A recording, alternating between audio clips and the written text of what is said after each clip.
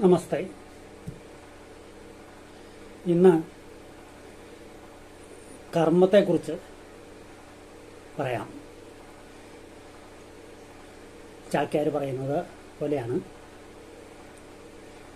തസ്മൈ നമ കർമ്മണേ, കർമ്മത്തിനായിക്കൊണ്ട് നമസ്കാരം.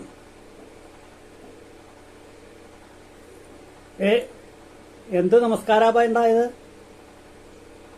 കർമ്മത്തിനെ നമസ്കരിച്ചു. കർമ്മത്തിനെ നമസ്കരിക്കുക, മഹാവിഷ്ണുവിനെ നമസ്കരിക്കുക, മഹാദേവനെ നമസ്കരിക്കുക, ഭഗവതിയെ നമസ്കരിക്കുക എന്നൊക്കെ കേട്ടിട്ടുണ്ട്. കർമ്മത്തിനെ നമസ്കരിക്കുന്ന ഒരാളെ ഞാൻ ആദ്യമായിട്ടാണോ കാണുക? എന്നാ ധാരാളം പേരുണ്ട് കർമ്മത്തിനെ നമസ്കരിക്കുന്നവര്. ഒരാളെ നമസ്കരിക്കണ്ടെങ്കിൽ അത് കർമ്മത്തിനെയാണ് നമസ്കരിക്കേണ്ടത്. കർമ്മത്തിനെ എനിക്ക് ഇത്ര ബഹുമാന. അതെ, എന്താ അത്? എന്റെ കർമ്മം കൊണ്ടാണ് ഞാനിപ്പോ ഇതിവിടെ ഇരുന്ന് പറയണത്. തന്റെ കർമ്മം കൊണ്ടാണ് താനിവിടെ ഇരുന്ന് കേൾക്കണത്. ആഹാ, നമ്മളെല്ലാവരും കർമാധീനന്മാരാണ്. കർമാധീനന്മാര്, അതെ, നമ്മൾ മാത്രല്ല, ത്രിമൂർത്തികളും കൂടി കർമാധീനന്മാരാണ്. പ്രപഞ്ച സൃഷ്ടികർത്താവായിട്ടുള്ള ബ്രഹ്മാവൊക്കെ കർമാധീനനാണോ? അതെ, തന്നെ സമ്മതിക്കണുള്ളൂ. പ്രപഞ്ച സൃഷ്ടികർത്താവായ ബ്രഹ്മാവൊക്കെ കർമാധീനനാണെന്ന് പറയണമെങ്കിൽ അതിനൊരു ധൈര്യം വേണ്ടേ? ഞാൻ ആയത് പറഞ്ഞു എന്നുള്ളൂ. ഒന്ന് പോടോ, ഒന്നും ശരിയാവില്ല. ഞാൻ തന്നെ സമ്മതിപ്പിച്ചു തരാം. ഞാൻ സമ്മതിക്കില്ല. അത് കേട്ട് കഴിഞ്ഞിട്ട് തീരുമാനിക്കാം. ഏതായാലും ഞാൻ പറഞ്ഞ് സമ്മതിപ്പിക്കാം. ബ്രഹ്മാവ് കർമ്മം കൊണ്ട് കുലാലനെ പോലെയായി എന്നാണ്. പ്രപഞ്ച സൃഷ്ടികർത്താവായ ബ്രഹ്മാവ് കുലാലനെ പോലെ, കുലാലൻ എന്ന് വെച്ചാൽ ഈ മണ്ണുകൊണ്ട് ചട്ടിയും കലമൊക്കെ ഉണ്ടാക്കണ ആളല്ലേ? അത് തന്നെയാണ്. അതിന് വേറൊരു പേരുണ്ട്, കൊശവൻ. അത് ഞാൻ മുഖത്ത് നോക്കി പറയണ്ടെന്ന് വെച്ചിട്ടാണ്. ആ കുലാലനും ബ്രഹ്മാവും ഒരുപോലെയോ? ഒരുപോലെ. തന്റെ നാവും എന്താണ്ടോ കലായിട്ടുണ്ടോ? അതെന്തെങ്കിലും ആവട്ടെ, ഞാൻ പറഞ്ഞ് മനസ്സിലാക്കി തരാം. അതൊന്നും ശരിയാവില്ല. എന്നാലും താൻ കേൾക്കുക. ബ്രഹ്മാവിന്റെ പ്രവൃത്തി എന്താ? കർമ്മം. പ്രപഞ്ച സൃഷ്ടി, അത് പറയാനുണ്ട്. കുലാലന്റെയോ? കുലാലന്റെ ഈ മണ്ണുകൊണ്ട് കലവും കുടമൊക്കെ ഉണ്ടാക്കുക, അതല്ലേ? ബ്രഹ്മാവ് ഉണ്ടാക്കണതിനെ സൃഷ്ടിക്കുക എന്ന് പറയണു. കുലാലൻ ഉണ്ടാക്കുന്നതിനെ ഉണ്ടാക്കുക എന്ന് പറയണു. അത്രേ ഉള്ളൂ. സൃഷ്ടിക്കുക എന്ന് പറഞ്ഞാൽ ഉണ്ടാക്കുകയല്ലേ? ഉണ്ടാക്കുക എന്ന് പറഞ്ഞാൽ സൃഷ്ടിക്കുക തന്നെയല്ലേ? അപ്പൊ രണ്ടാളും ചെയ്യണത് ഉണ്ടാക്കലാണ് അല്ലെങ്കിൽ സൃഷ്ടിക്കലാണ്. ബ്രഹ്മാവ് വലിയ ആളായതുകൊണ്ട് സൃഷ്ടിക്കണമെന്ന് പറയുന്നുള്ളൂ. കുലാലൻ നിസ്സാരക്കാരനാണ്, അതുകൊണ്ട് ഉണ്ടാക്കണമെന്ന് പറയണം. രണ്ടുപേരും ചെയ്യുന്ന കർമ്മം ഒന്ന് തന്നെയാണ്. അങ്ങനെ നോക്കുമ്പോ ഒന്നാണെന്ന് പറയാം. ഇനി ഈ ബ്രഹ്മാവിന്റെ സൃഷ്ടിക്ക് ആവശ്യമുള്ള സാധനങ്ങൾ എന്താ? അത് പഞ്ചഭൂതങ്ങള് പ്രസിദ്ധല്ലേ? അതൊക്കെ തന്നെയാണ് കുലാലന്റെ സൃഷ്ടിക്ക് ആവശ്യമുള്ളത്. കുലാലന്റെ സൃഷ്ടിക്ക് എന്തിനാണോ പഞ്ചഭൂതം? ഈ പഞ്ചഭൂതങ്ങൾ എന്ന് വെച്ചാൽ എന്താ? അത് നോക്കുക. പൃഥ്വി, തേജോ, വായുവാകാശങ്ങള്. പൃഥ്വി ബ്രഹ്മാവിനും വേണ്ടേ? അത് വേണം.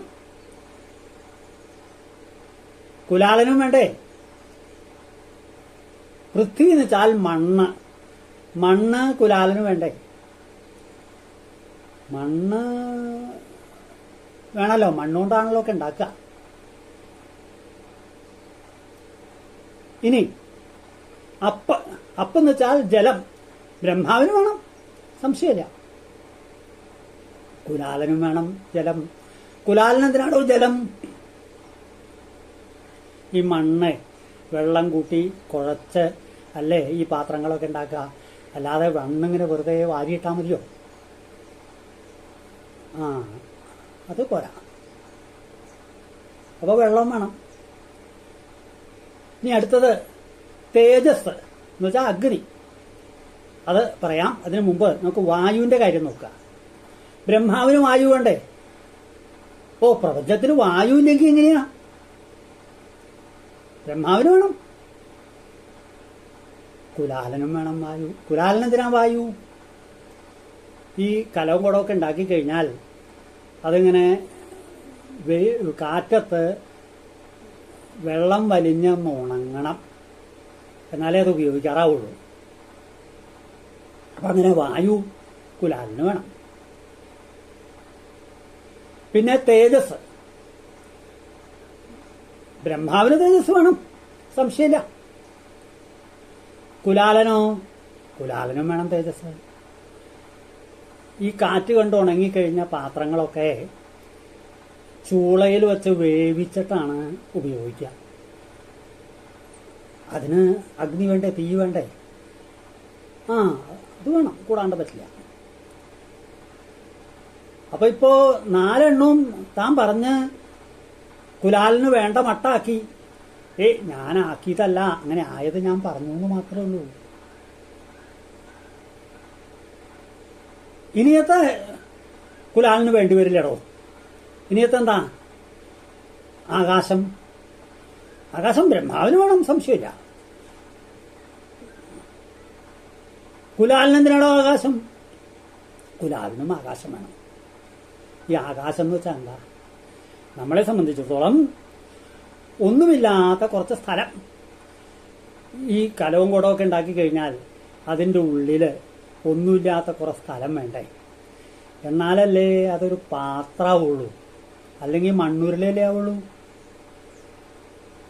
ഉള്ളിൽ സ്ഥലം വേണം. അതാണ് ആകാശം.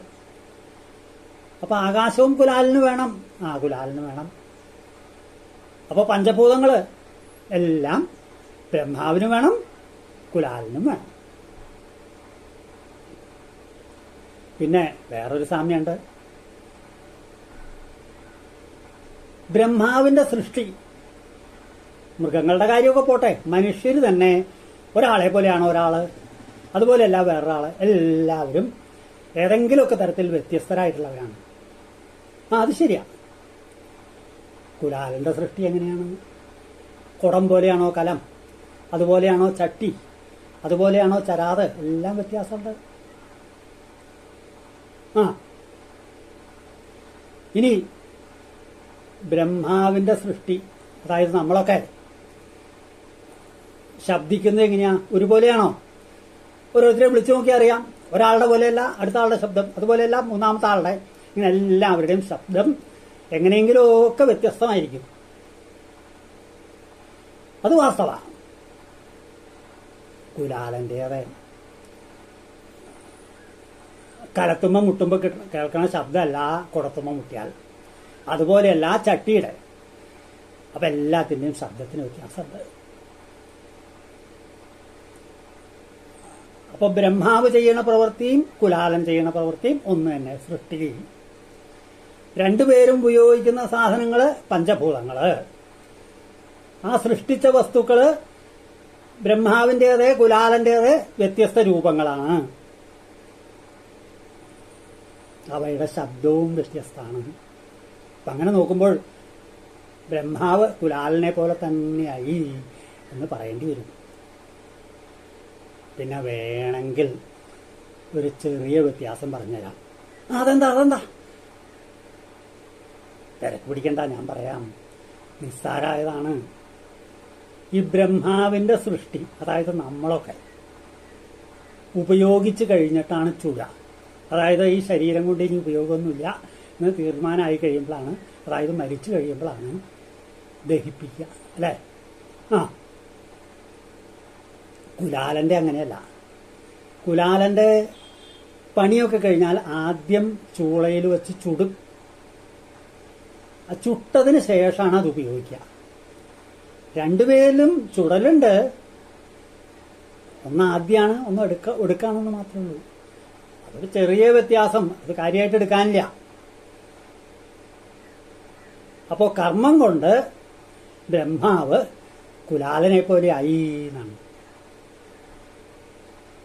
ഇത് ത്രിമൂർത്തികളുടെ കാര്യത്തിൽ ഒക്കെ ശരിയാണ്. അപ്പോൾ കർമ്മമാണ് നമ്മളെ സൃഷ്ടിക്കുന്നത്. കർമ്മത്തെ ചെയ്തു താനെന്നു നിഴൽ പോൽ കർമ്മമല്ലയോ തന്നെ തീർക്കുന്നതെന്നുള്ളിൽ അഗ്നിവിദ്യയുദിക്കവേ എന്ന് ഇത് മനസ്സിലാക്കിയിട്ടാവും കവി പാടിയത്. എല്ലാവർക്കും സൽക്കർമ്മങ്ങൾ ചെയ്യാൻ ഈശ്വരാനുഗ്രഹം ഉണ്ടാവട്ടെ എന്ന് പ്രാർത്ഥിച്ചുകൊണ്ട് നിർത്തുന്നു. നമസ്കാരം.